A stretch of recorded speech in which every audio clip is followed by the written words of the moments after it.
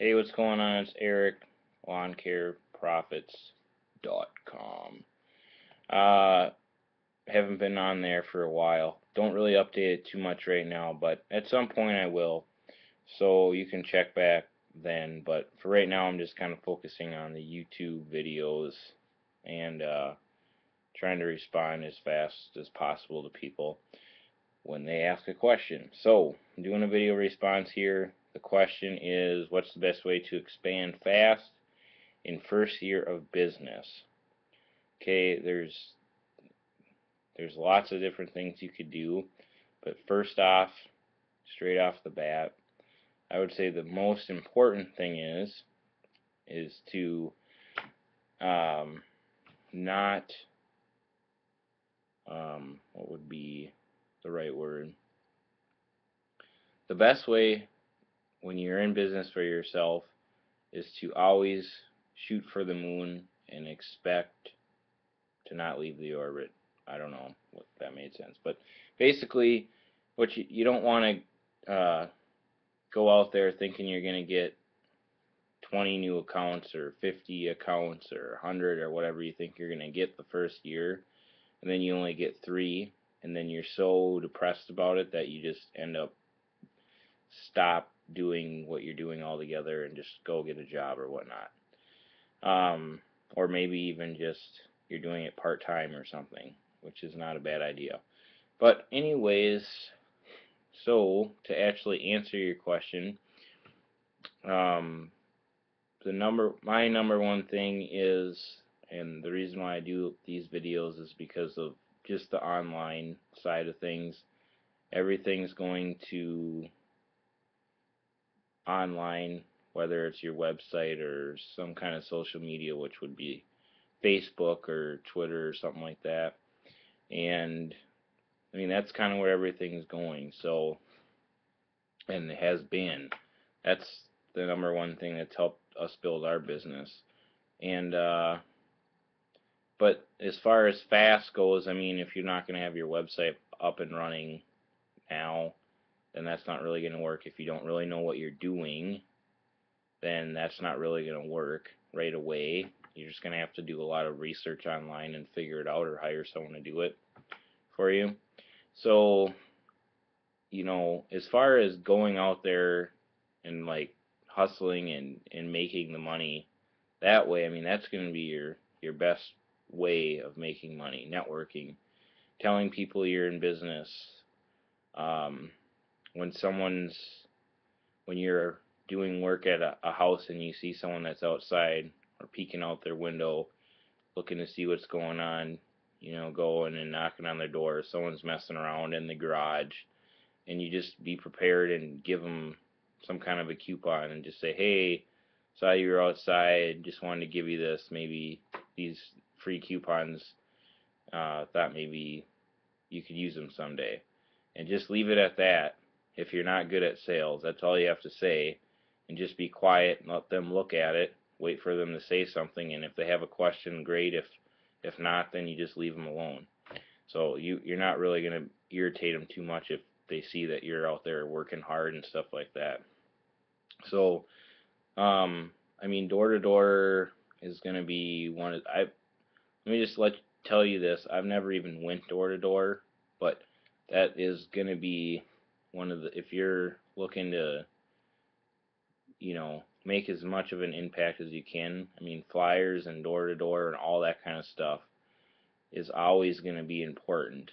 Now, with online, the great thing about being online is, and the reason our business has grown so much is not because we're so amazing at, well, it's not that we're so organized and amazing at, even though we're busy continually putting out information, but once you do all this hard work online, a lot of times, even in a competitive market, it can stay towards the top of the search engines. So even when you're busy, and normally when you get busy, what ends up happening is then you don't put out your flyers because you're busy. But then what that leads to is all of a sudden that work runs out and you don't hit your flyers you never put out. So then all of a sudden you go from like $10,000 one month, or whatever it is, and then the next month you're, only making $1,000, because you always constantly have to have marketing materials out there, even when you're busy.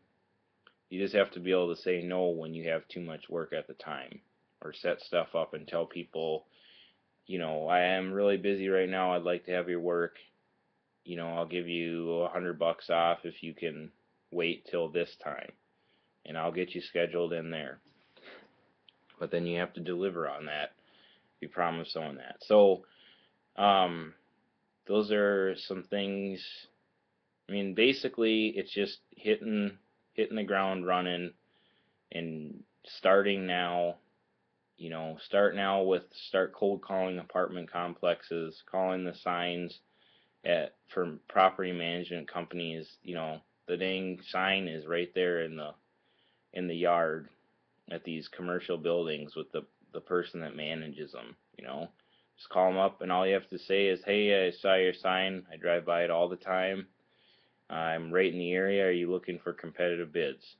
That's all you have to say. Then shut up and let them talk. That's what you can do for commercial stuff. It's what I've found is when someone I like it when people call me. So, but the thing is when someone calls me, 90% of the time they're ready to take action on doing something. But when you're going out and making it happen, is what this would be your first year in business and just trying to get as much business as possible, you're being proactive. These calls, chances are you're probably not going to get anything that first year off of the calls that you make. They're not looking for someone. It's not the right timing. They already have a 2-year contract with somebody. They got to wait for that contract to be out, but they'll put your name on the bid list type of thing. And a lot of times the people that you talk to them and they say, I'll send you a spec sheet. That's another word you can ask. Well, do you have a spec sheet? Don't go out to a commercial property if you don't have a spec sheet, because then you're just going to be wasting your time. So ask if they have something like that. We don't do a whole lot of commercial. It's pretty competitive, but the one thing I'll say about commercial is that we make a lot of money plowing snow at commercial. Way more money. The mowing is kind of a joke in our area. I mean, we're making decent money, but when it comes to plowing, it's really, you don't need too many of them to, make substantial amounts of money in the winter months when you should, when a lot of people are just trying to pay the bills. So, but most of our work that we do is residential, and then we do the lawn mowing and stuff like that. But I've said this in other videos. That's not really where you're from my point of view, that's not really where you want your focus. Lawn mowing's, the starter thing that everyone in the industry that lowballs and everything else, where there's the most competition. So that's where everyone starts, and you have to branch off from there and learn different skills, and you're going to make more money in the skills that people don't know how to do that stuff. Where you're really going to start seeing some stuff kind of manifest is your second and third year. Actually, Craigslist is a good place too to get when you're first getting started.